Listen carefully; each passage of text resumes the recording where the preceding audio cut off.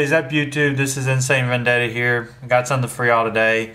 With spring coming around the corner, people coming out of the cold, they want to go do some outdoor activities. Well, hopefully they do. Paintball will get a small little pickup from it, so I thought I'd go ahead and make a video of an entry-level marker that you can get your hands on in case the new players were curious about, you know, what markers are out there that they can get started off with. That wouldn't be a bad pick. So instead of like just telling y'all about markers you can pick, I decided to go buy one. And what I did is, I'm sponsored by Dangerous Power, but what I did outside of it was I didn't go to my sponsors to get this marker. I actually bought this marker as a new player would buy it. And what I was doing is going to open my, kind of like my field of picking or choosing a marker. That's more appropriate. And called up a company that was selling markers, and they recommended the E1, so that was good. So I went ahead and bought one. It is decent priced, and when I got it in, it not bad really. It's as far as design, it's kind of like a econo version of the G3s that Dangerous Power used to make up teen years ago. And it's not bad. It holds up pretty well. There's a few little things I'd like to change on it, but you know what? Can't complain with the price that it's sitting at. And anything you do change on it, you'll end up with a more expensive marker. Then you just might as well just bump it up and buy a more expensive one. But that's not what we're looking for. We're looking for an entry-level marker for people that are getting into paintball, something to help them to get serious. And if they don't ever get serious, it's something that will work. And honestly, the E1's not a bad marker for that choice. If you're a new player, if you're a beginner, if you're just looking upgrading, like getting out of like the rental stage or getting out of the mechanical stage, you want an electro marker, E1's, it's kind of hard to beat, man. But I'll give you the goods and the bads with it. As usual, that's what I do. So we got it here in a box. I do want to say up front, do not use this as your storage container. I have mine in here only for this video. Go and buy a tablet, the little soft tablet cases, like they're like $9 on Amazon, $10, or like small soft microfiber, kind of like a goggle bag that you see some of the other manufacturers have. Buy one of those and put it inside of it, because this box, I mean, I only opened it a few times, and as you can see, it's cardboard. It ain't gonna last long. So let's open it up. As usual with all DP markers, you're going to get a manual, a full detailed color manual. This one actually has, on one side you have your board. Your actual maintenance is up here in the corner. If I can get up there, see my finger of that. Like for your bolt. Troubleshooting is in it. It's like, once again, all full detailed. Per Dangerous Power, they're always like that. Your parts, as far as your O-ring sizes, are on this side, and even your part number, and then everything the exploded view here. So if you did have a problem, you can call DP and be like, hey, I need this. And actually, their website is based off those numbers, like most companies. So I've called them up for like screws, other little things like that. And you just go by those numbers and you'll get the right one every time. This is your registration card. I do recommend you filling that up. If you want to save paper, which I also recommend you doing, just go on their website and fill it out. So here's the E1. Take it out, put it off to the side. Got ourselves a little barrel cover. Now, DP makes 2 barrel cover sizes. I did not know this, but I found this out. This is the small one. They had to actually make a Pacific barrel cover for the E1. So if you were wanting to get a replacement, you have to ask for the small one. I did not know that, but when I called them up and I was curious after I purchased the E1, because I was just wondering about the barrel stock. Actually, no, that ended up being my project marker that I had called up for a barrel stock to replace it. I have a project that I'm working on I'll make a video about later. I don't have all the pieces for it. But anyways, that's how I found that out. Inside you'll also get a little small parts bag, spare parts kit. I call it a bag because it's not really a kit, because it's not a little small container. It's got every O-ring size you need to replace and every Allen key you'll need to work on your E1. Now, as usual, don't need the box. Yes, now it's probably broke. Well, whatever. So let's go and put our E1 together. Talk about it a little bit. The barrel is not that great, but honestly, kind of reminds me of rental barrels, but Once again, anything that we change on it is going to increase the price. So let's avoid being, how shall we say, not thinking about as far as like the price range that it sits at, why it sits there. So let's avoid that and just say, hey, it works. Is it perfect? No. Would I like better? Yes. But does it work? Yes. So once again, now the ASA is integrated into the frame. Starting off here, some people complained about it, and I've read about. Honestly, it's not bad. I've seen worse. This screw, they describe it as being really thin. That ain't a dang thin screw. That's a pretty freaking thick one. There's a little washer in there, by the way. Don't lose that little thing, because first thing I did was unscrew it and it came out. I had to pick it up off the floor, so keep that in mind. Air's up good. Doesn't shoot too bad. Yeah, it's light and it's small, so you got a little bit of a kind of like a push with it. Not really a kick, but it does give you. It does have a little oomph for its size.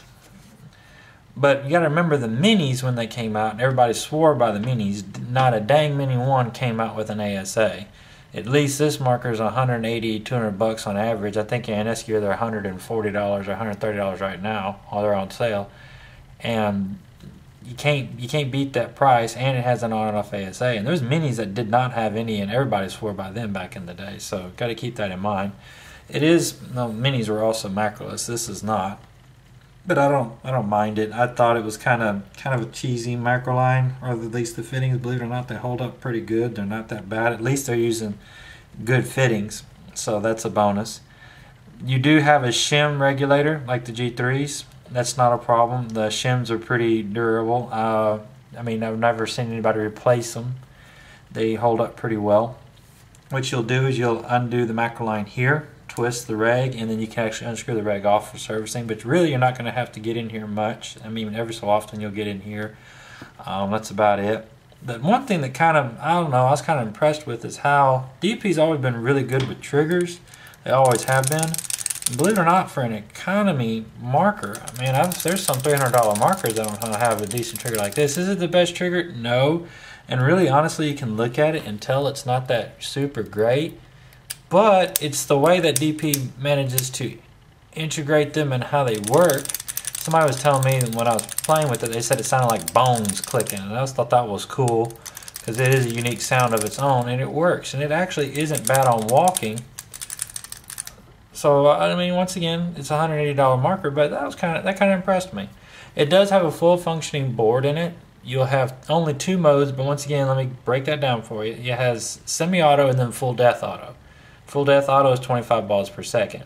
Now, most players gripe about it, but once again, anything you add to this gun, you've increased the price of it. If you wanted something that does a little bit more, there's a G5, there's an Etho, there's other markers out there that are a little bit more expensive that have everything you want on it. Now, I know what DP was doing when they were thinking about the 2 modes is that what do most new players want to do when they get an electro marker? Run it as fast as they can possible. That's like the staple of all new players. Those of us that have been playing a long while, we worry more about other little things, but that's the first thing players are wanting to do is like, hey, let's run it as fast as we can possible. They get the fastest loader, and they sit there and they see how fast they can fire it, or how fast they'll fire.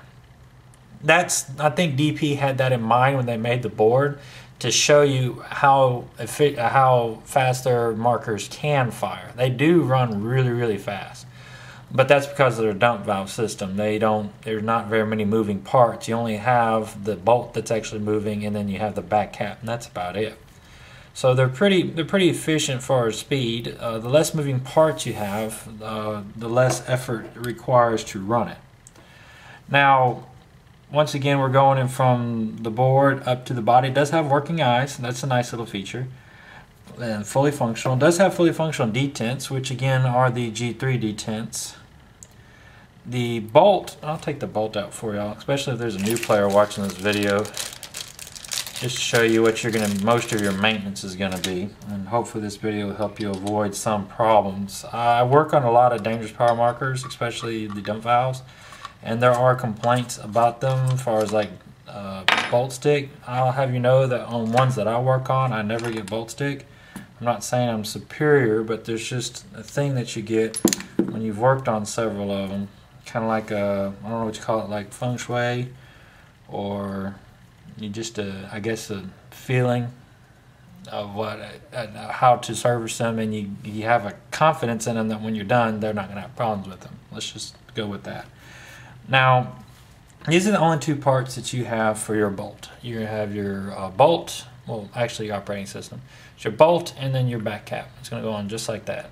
And as you fire, the bolt moves forward, releases air. Now, first off, one troubleshooting issue, if you ever have one, if you have leak coming out of the breech is what people call it. That's actually not the proper terminology. It's actually leaking coming out of the bolt. That's actually the sail O-ring in the back right there that needs to be replaced. So if you ever have troubleshooting issues with that, that's normally most issues that I deal with. Just replace that and you'll be fine. It doesn't have very many O-rings. You have two back here, one here, one here. Then you have 1, 2, 3 on the bolt, and then you have one, which is the one I mentioned a minute ago right there. As far as lubing, when you're lubing these up, don't be too astronomical. If you'll notice, you can see how much lube is on mine, very, very little. You don't need a lot with them. The one problem with DP markers people don't keep in mind, I don't need a paper towel because now I got lube all over my hands. Yes, I keep paper towels on my workstation at all times, just they're easier to dispose of. Most people, what ends up happening is the first thing they do is they take their finger in the lube jar and they go and they pull it up like this, and they're like, this will service this bolt once. No. You take a little bit out, rub it on your hands, and you begin to lube, and you only lube you can lube the sail O-ring and then the actual bolt facing itself. Don't be the guy that lubes the inside of the bolt, then the sail O-ring, then the bolt, and then the inside of the body. That's where all your bolt sticking is going to come from. Because you got to remember, like in my previous videos, too much lube creates a opposite of friction. It's called stiction. It's a mass that bolt has to move through, because instead of it being a thin structure that it can slide through, it's now a really, really thick structure that it's having to push through. So keep that in mind. Also, grease doesn't want to separate from itself. You normally have to force it. So when it's like that and you're using air to try to slide it through the grease, it does not work, or lube or whatever you use. Big advice for any new players, don't put any lube on this ring. You can put it on the O-ring here. Don't put it on this back. See how the bolt sits on that back? Don't ever do that. See how it sits right there? Because every time it slams back, it's going to hit that lube, and the lube has enough stiction property to it. Most of the time it'll hold that bolt back there, and that does cause stiction as well. Do avoid that. Just some beginner tips for players that are getting an E1 or thinking about getting one. They're pretty dumb simple. Now, you are going to be cursed with all the DP and their dump valves do have one curse, and that is that they have to be open and lubed more often than most marker valves. Like a poppet, you can pretty much run hours and hours on end without opening up until the end of day. Spoolies, you might need to open up every so often, but dump valves, you do have to open up quite a bit. And the reason being is because after about an hour and a half, 2 hours of play, let's say you shot 2,000, 3,000 rounds, you're going to end up having to get in it to relube it, because then you're going to have some stiction property, friction actually, because you're losing, as the marker bolt moves, it's pushing lube down your barrel, very, very small amounts of it, like very tiny amounts of it. And what that does is, just over a period of time, that lube is being shot out. Does it affect your accuracy any? No, it doesn't, because you got to remember it's very, very, very small amounts. If it was really affecting your accuracy, you'd be lubing every 50 rounds, every 100 rounds. No, you're not. But you got to remember, that's the curse of having a stupid simple valve, which DP has a stupid simple valve. And I'm not saying stupid simple is a bad thing. I'm saying it is a good thing. I mean, they're pretty robust. All you have to do is just lube them and you're good to go. There's only 2 pieces on them. There's not going to be any problems otherwise. And that's a curse in itself, because since there's only 2 pieces and there's a large amount of lube that has to be used, like not a large, a small amount to prevent the bolt stick and things like that, you will actually produce friction over time. It's just a curse with it. Is it a problem? No. I work on people's G5s, G4s, G3s. Once they figure out how to properly lube it, they're perfectly fine with it. My G5 I still use, and it shoots ropes because one thing I do have a better barrel kit for it, and if I do take care of mine, I make sure it's tuned. It's hard to tune them because all you got like is a reg and your dwell. Now this one you don't even have any of that. All you have is two board modes, like I said, semi-auto and full death auto is what I call it. So most of your tuning that you have in it is going to be your regulator. But it's still, as far as like $180 purchase, $200 purchase to get you started into electro markers, or even to have a backup marker for if another marker goes down, it's hard to beat it. It really is nice. The one thing I do like, when mine came in, I thought I was going to have to buy the clamping feed neck, but when I was talking to the sales rep, he said that DP started selling them with it. Now I knew that already ahead of time. I just didn't know that they were doing it right away, but they've been doing it for a while. And I was, like I said, that's some complaints that I remember hearing for the back in the day when the E1s first came out, was that little stovepipe at the top. I knew they would have been selling them, but I thought they were not integrated on it. I thought it was a little piece that came in the box. But no, they're actually selling them with it on there.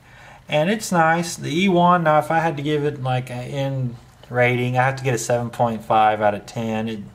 There are certain little upgrades you can get for an E1 that make it shoot a little bit better. You can get, there are 2 bolt kits. The second one I'm not sure about. I think it'll work. I haven't tried it yet. I got some guys that make one. It's a two fat guys bolt kit. I'm almost positive it'll work in it because if it has the same function as a G3, it should work in it. That's kind of like I'll have to test that. But I do know that the Tech T bolt kit works for it. And then there is an 8 board. So bottom line is, if you decided, hey, I'm only going to play a couple of times a year, or I want to get started in electro and I want to buy an E1 and you bought it, you can add a little piece to it to make it shoot a little bit better. And that's neat, that's cool, because that allows you to, with the added board, you can enter in some tournaments with it. With the added bolt upgrade, it makes it a little bit softer shot, a little bit smoother. But it's going to be, since it's going to be a spool type, it's going to have it's going to be needed like service less, I guess you could call it. Not bad, but that's some things to keep in mind. And honestly, it's not a bad marker. I do think anybody that buys one, go ahead and go buy yourself a decent barrel, and it can be a 1-piece or a 2-piece, and don't have to be a full kit. It's just go in there and go to your field and say, hey, what bore size do y'all normally shoot out here? Like, what's your ball size? And if they look and say, like a 6.85, you can buy a 6.87 barrel, because as the day prolongs, the bore will change. Most paintballs swell by thousands gradually.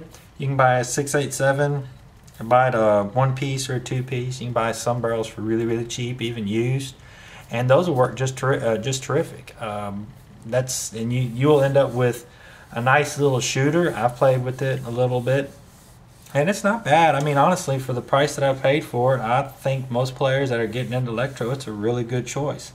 And that's not even being sponsored by Dangerous Power. That's just, I'm normally a realist when it comes to buying stuff. If y'all watch most of my videos, I break down pros and cons to just about everything. And just keep that in mind when you're buying this marker, is that you will be opening up and lubing it more often. But as long as you keep what I tell you in mind, you won't be seeing like people like me on the field for help. You'll be able to do all yours yourself. But if you did need help, you can always just message me and ask. There's nothing I can't fix. If I can't fix it, normally it's like a board screwed or something like that, and then we have to piddle with it a little bit. But other than that, I can fix just about anything, and especially any DP issue. But that's all I got for y'all. Ending score again is 7.5 out of 10. Decent little marker. Do I personally recommend it? Yes. I would recommend this marker to any new player, any rental player, or even somebody looking for a backup. But that's all I got for y'all today. This is Insane Vendetta. Adios.